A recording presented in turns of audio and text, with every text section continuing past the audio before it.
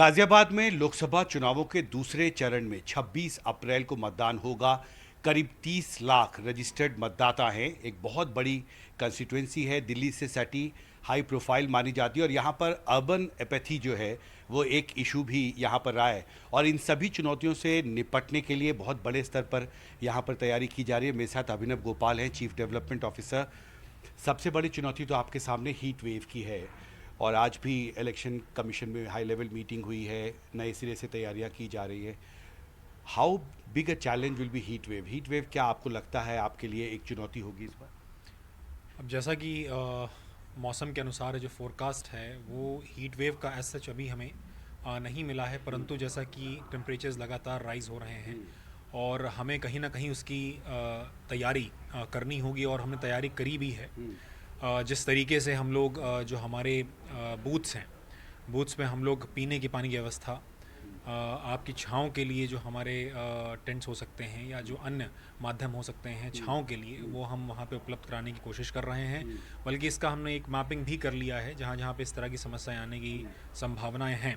हालांकि जो अर्बन अपथी की आपने बात की, उसमें अर्बन वोटर्स की बात आती है जब, तो अर्बन वोटर्स के लिए ज़्यादा अगर इस बार एक नई आप कह सकते हैं कि मुहिम है, या जिसको ECI ने अलाउ भी किया है। हमारे यहाँ करीब 33 पोलिंग सेंटर्स जो हैं वो हाई राइज बिल्डिंग के ही क्लब हाउसेज में हैं और जहाँ पे इस तरह की हीट वेव सिचुएशन जो है वो क्रिएट होना या बनने की संभावनाएं कम रहेंगी, क्योंकि वो क्लब हाउसेस के अंदर हैं और आराम से आदमी कतार में वहीं पे खड़ा हो सकता है। तो ये महत्वपूर्ण बात है कि जो बेसिकली अर्बन मिडिल क्लास है, जो हाई राइज बिल्डिंग्स में रहता है, उसके लिए बहुत आसान होगा और हीट वेव उसके लिए कोई फैक्टर नहीं होगा। अगर आप हाई राइज बिल्डिंग्स में बूथ बनाते हैं तो इसके लिए कुछ विशेष तैयारी करनी पड़ेगी आपको। विशेष तैयारी मतलब इस तरह से की, क्योंकि एक तरह की डिमांड थी यहाँ की हाई राइज सोसाइटीज़ में कि जो वोटर्स नहीं जाते हैं वोटिंग करने के लिए, क्योंकि उनको बाहर किसी स्कूल में या अपनी सोसाइटी से बाहर निकल कर थोड़ा अपना डिस्टेंस कवर करते हुए उनको वोट करने जाना पड़ता था। और जिसको यहाँ पे जिला निर्वाचन अधिकारी ने इस चीज़ को संज्ञान में लिया और इस चीज़ को ECI के माध्यम से ECI से परमिशन लेकर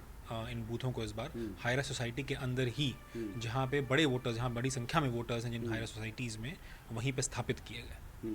और आपका एक बहुत बड़ा हिस्सा आपके ज़िले का ग्रामीण क्षेत्र पड़ता है, जहाँ पर एक चुनौती भी रहती है क्योंकि वो कई गांव हैं।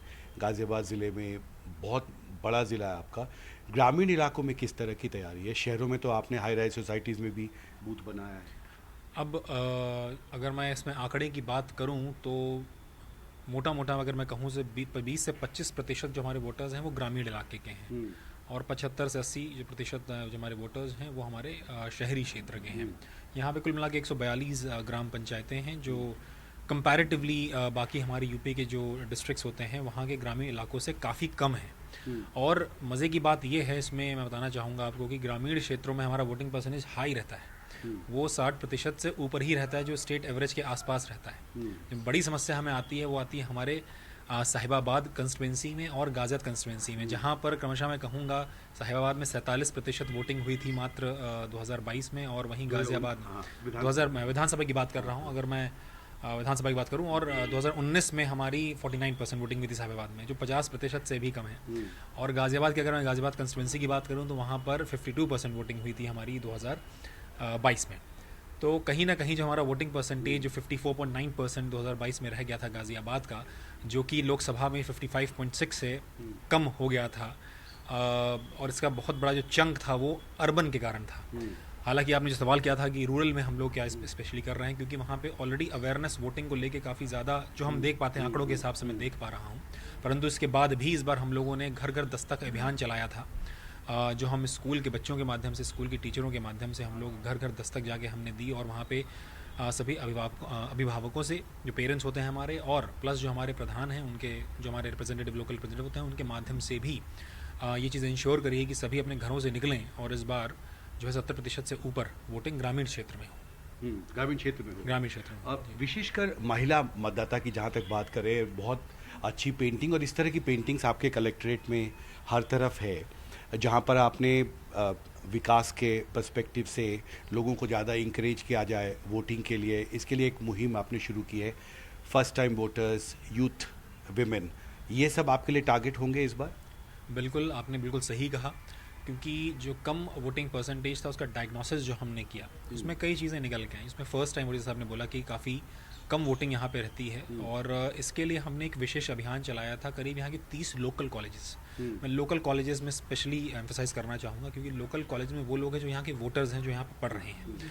उन 30 कॉलेजेस में हम लोगों ने एवरी अदर डे हम लोग वहाँ पर गए, हमारी पूरी स्वीप टीम वहाँ पर जाती थी, और एक निर्धारित कार्यक्रम जिसमें हम एक क्विज़ भी कराते थे, उसमें हम एक वाद विवाद प्रतियोगिता भी कराते थे, और एक तरह से एक अवेयरनेस प्रोग्राम हमने किया जिसमें भारी मात्रा में, मैं आपको कहूँगा औसतन एक प्रोग्राम में मेरे कम से कम 200 से 300 बच्चों ने पार्टिसिपेट किया, जिनमें मानता हूँ कि वो एक एम्बेसडर के रूप में आगे जाएंगे।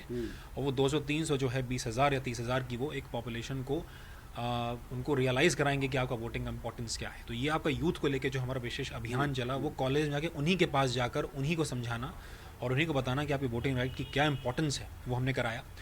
उसी तरीके से हमने विमेन, जो फर्स्ट टाइम वोटर्स हैं, विमेन वोटर्स हैं, उनके लिए हमने SHGs का अभियान चलाया। गांव-गांव हमने SHGs जो हमारे बने हुए हैं, सेल्फ हेल्प ग्रुप्स, उन्होंने भी घर घर जाके लोगों को, स्पेशली औरतों को वोटिंग के लिए प्रेरित किया और उनको बताया कि आप जाके वोट करें और आपका इंपॉर्टेंस क्या है, आपके वोट का वो भी क्या है इस पर। और जहाँ तक यूथ विमेन वोटर्स, अमेजन जो वुमेन हैं, हमारी यूथ वोटर्स हैं, उनके लिए जो वुमेन स्पेसिफिक हमारे कॉलेजेस चलते हैं, उनमें भी विशेष अभियान हमारा इसमें चलाया गया।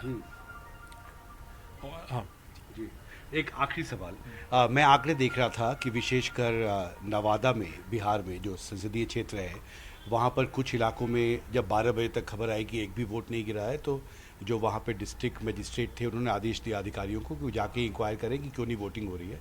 तो गांव वालों ने कहा कि हमारे घर से जो पोलिंग बूथ है वो 20-25 किलोमीटर दूर है। तो इसमें ग्रामीण, आपने कहा 20 से 25% आपका वोटर जो है इस ज़िले का वो ग्रामीण इलाकों में रहता है। क्या इस बार पोलिंग बूथ की संख्या बढ़ाई गई? क्योंकि हीट वेव में ये एक समस्या रहती है कि लोग बचना चाहते हैं कि धूप में बहुत दूर तक ना जाना पड़े, तो इसको लेके भी क्या कोई तैयारी है?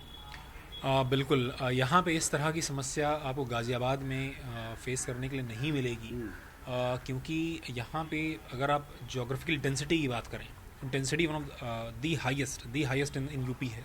अगर पॉपुलेशन डेंसिटी की बात करें, मतलब यहाँ पे हायर सोसाइटी होने के कारण एक छोटे से एरिया में पॉपुलेशन काफ़ी ज़्यादा रहती है, जिस कारण जो हमारे पोलिंग बूथ्स हैं उनके बीच का डिस्टेंस कई जगहों पे 1 किलोमीटर से कम भी है। तो ये समस्याएं यहाँ पे आने की संभावनाएं कम है। और ग्रामीण क्षेत्र में भी, जैसे अगर गांव है तो गांव में पोलिंग सेंटर्स बने ही हुए हैं, तो ऐसे कोई समस्या इसमें नहीं आएगी। हमसे बात करने के लिए आपका बहुत बहुत शुक्रिया। दिल्ली से, गाज़ियाबाद से सचिन के साथ हिमांशु शेखर, NDTV इंडिया।